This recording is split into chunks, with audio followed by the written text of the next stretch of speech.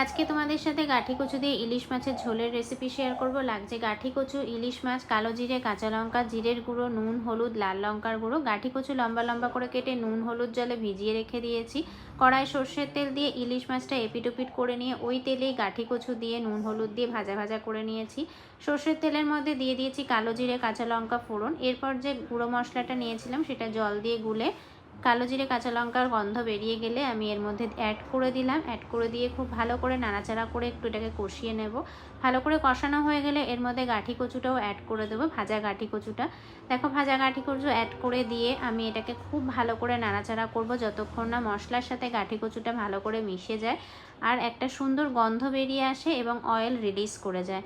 Oil release করে গেলেই রান্নাটা কষানো হয়ে গেছে। দেখো কি সুন্দর কালার এসে গেছে। এবার গরম জল দিয়ে ইলিশ মাছ দিয়ে ঢাকা দিয়ে দিয়েছিলাম। রান্না এখন একদম রেডি, গাঠি কচু সিদ্ধ হয়ে গেছে। ভিডিওটা কেমন লাগলো জানিও। ভালো লাগলে লাইক করো, কমেন্ট করো, সাবস্ক্রাইব করো, পাশে থেকো যাতে আরও নতুন নতুন ভিডিও করার উৎসাহ পাই। রান্নাটা বাড়িতে করলে আমাকে প্লিজ কমেন্টে জানিও।